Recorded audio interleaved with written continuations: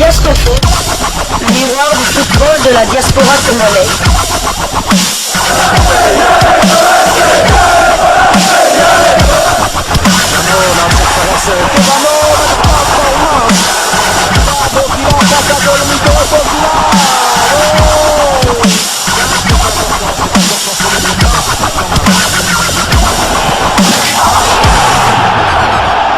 Diasco Foot, le miroir du football de la diaspora congolaise. Vous êtes sur Diasco Foot, le miroir du football de la diaspora congolaise. Diasco Foot vous dit bonjour, tout le plaisir est pour nous de vous retrouver, mais surtout de savoir que vous êtes nombreux en train de suivre votre chaîne YouTube dédiée uniquement aux footballeurs de la diaspora congolaise. C'est l'heure de partager avec vous une information concernant un international congolais qui figure d'ailleurs parmi les 29 sélectionnés de Sébastien Desabre pour affronter les Mourabitouns mauritaniens dans le cadre de la 3e et 4e journée des éliminatoires de la CAN Côte d'Ivoire 2023. Il s'agit du défenseur central ou encore milieu défensif du Standard de Liège, Merveille Bopé Bokadi, ancien du tout-puissant Mazembe, qui s'est livré sur son avenir au Standard aux médias belges la dernière heure. Je n'ai aucune envie de partir, je me sens chez moi à Liège. C'est ce qu'a déclaré en tout cas Merveille Bopé Bokadi. Alors puisque dans cette interview que Bokadi a accordée aux médias belges, il est revenu sur la sélection nationale, parlant surtout de son coéquipier en club. Il s'agit de William Balikwisha qui a été également pioché par Sébastien Desabre qui serait hésitant.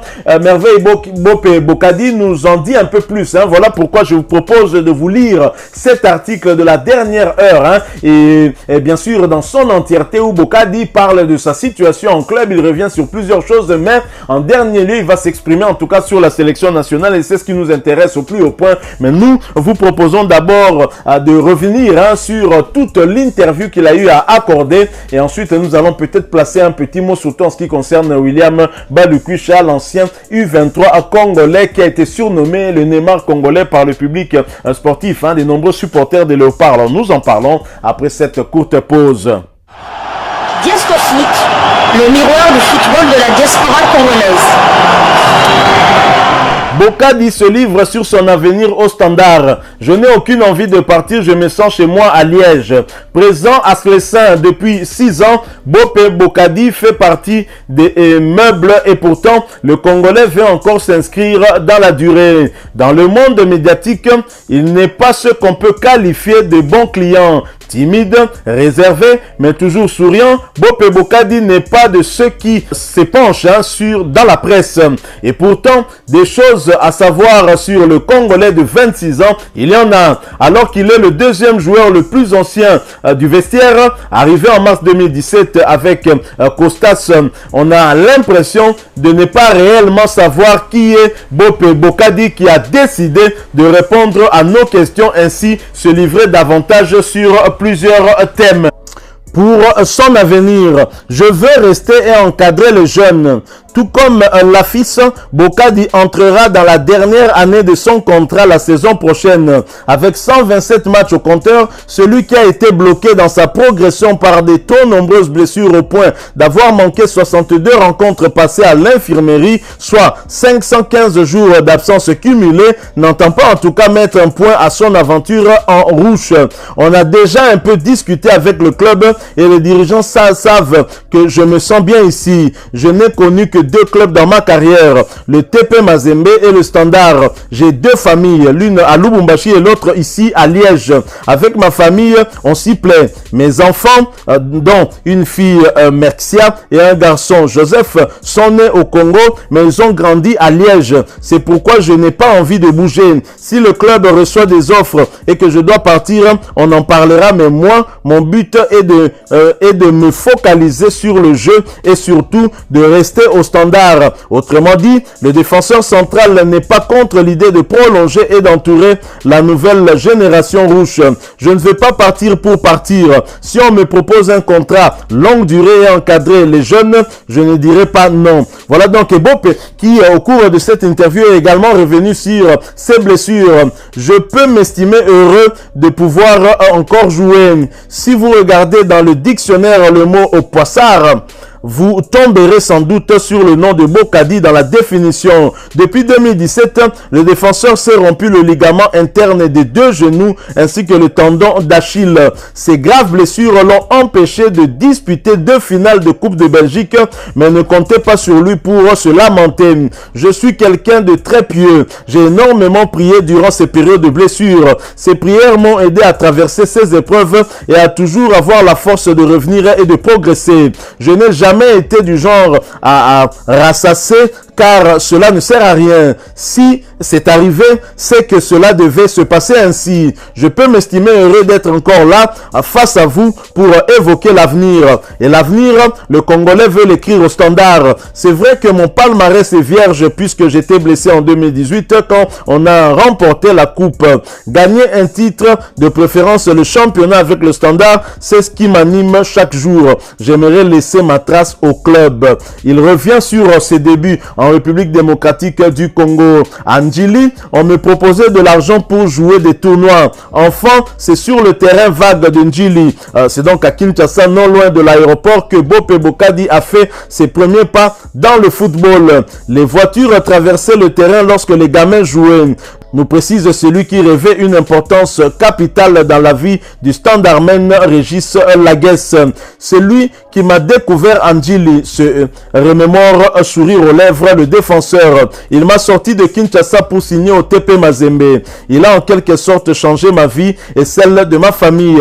En 2012, je me souviens avoir voyagé pour la première fois en Europe pour un tournoi à FIFA Blue Star. C'était incroyable. Par la suite, il m'a beaucoup aidé lors de mon passage en Europe car ici, je ne connaissais personne. Bokadi a parcouru pas mal de chemin depuis le terrain de Njili. À l'époque, j'étais un peu celui qu'on s'arrachait, rigole-t-il. Des gens venaient souvent me proposer de l'argent pour aller jouer des tournois. Mais moi, j'ai toujours pris le football sous le prisme de l'amusement. À cette époque, Bope n'avait qu'un seul plan de carrière, quitter l'Afrique pour l'Europe. J'ai vu les grands frères comme Dieu merci Mbokani y réussir.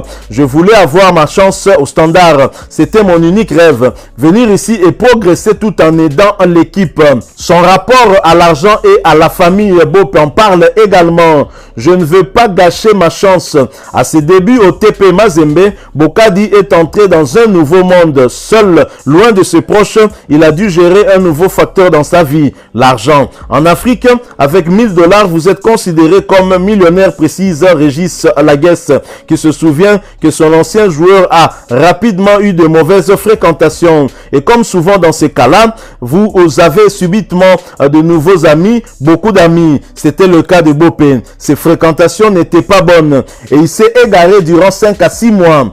Des propos que le principal intéressé confirme. Il a raison. J'ai grandi dans une famille nombreuse et du jour au lendemain, je me retrouve seul dans une autre ville loin des miens, sans personne pour avoir un contrôle sur moi. Quand tu es jeune et que tu commences à gagner de l'argent, tu fais un peu n'importe quoi, mais heureusement, cela n'a jamais dégénéré me concernant. Seul à mes débuts, j'ai un peu fait n'importe quoi, mais ça n'a pas duré. Aujourd'hui, Bokadi est assez discret au niveau de son train de vie à une exception près. Les vêtements. Chez nous, les Congolais, la sape, c'est inné. Même si on n'a pas beaucoup d'argent, on aime être bien habillé. J'avoue que c'est mon péché mignon. Pour le reste, je suis quelqu'un de raisonnable. Je pense surtout au bien-être des miens au pays. Je n'oublie pas d'où je viens et je ne veux pas gâcher ma chance et celle de ma famille. Une autre passion du Congolais, c'est la musique et plus particulièrement le chant. J'adore la musique depuis toujours, mais surtout depuis que je suis footballeur que les gens me disent que je pourrais en faire ma reconversion. Suivre les pas de Yannick Noah, pourquoi pas, mais j'ai encore le temps pour penser à ça. Son jeu et sa relation avec Dela, Bope a également dit quelque chose sur tout cela. Je préfère prendre des risques et sortir proprement. Combien de fois n'avons-nous pas souligné des prises de risque dans le jeu de Bocadi? Combien de fois le Congolais n'a-t-il pas donné des sueurs froides à ses supporters? Je sais, rigole-t-il, mais c'est mon style et cela ne changera pas. J'aime prendre des risques et sortir proprement plutôt que de dégager le ballon n'importe où. Cela me vient de mon passé de médian. Quand je me lance, je ne pense pas à aller trop loin, mais plutôt à casser les lignes. L'approche de Edela, je n'avais jamais connu ça au Standard. Depuis l'arrivée de Ronny Dela, ce dernier a déjà eu des discussions avec son joueur, notamment sur son style de jeu. J'adore ce coach. C'est sans doute l'un des meilleurs coachs que j'ai pu avoir dans ma carrière. Il est très humain en dehors du terrain, mais une fois l'entraînement commencé, il se montre intransigeant.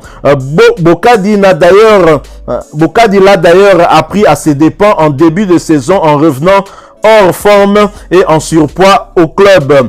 Je l'ai reconnu et le coach n'a d'ailleurs pas hésité à se passer de mes services. Il est exigeant et ne tolère pas qu'on ne soit pas à 100%. En début de saison, j'étais un peu blessé et donc à 70%, mais je voulais jouer. Il m'a freiné et m'a demandé de revenir au top avant de retrouver le terrain, ce que j'ai fait. Lors du stage à Marbella, il a eu des entretiens avec tous les joueurs durant lesquels il nous a montré des vidéos de nous au début de saison et d'autres de nos prestations récentes. Le but étant de mesurer les progrès que nous avions effectués. Je n'avais encore jamais vu ça auparavant et ça donne envie de se surpasser pour lui. Merveille Bopé est également revenu sur un de ses compatriotes. Il s'agit bien de Ngoy, le jeune défenseur rouge. Ngoy voulait se précipiter.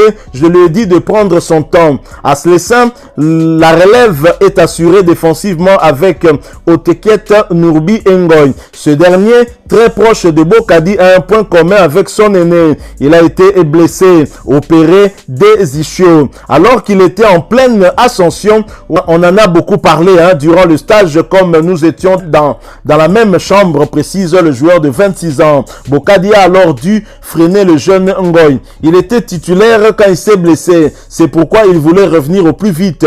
Mais je lui ai dit de prendre son temps, de ne pas négliger sa révalidation, d'autant qu'à chaque fois qu'il revenait, il rechutait. Je lui ai dit, fais tes soins, ne te précipite pas, ton jour viendra. Il a clairement l'avenir devant lui, tout comme Nourbi qui a montré à chaque fois qu'il a joué un excellent niveau.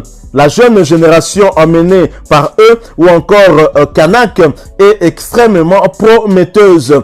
Et Bopé Bocadi s'est également exprimé sur les binationaux congolais. C'est vraiment la partie qui nous intéresse dans son entretien avec le média belge. En ce qui concerne les binationaux, ça doit venir des tripes.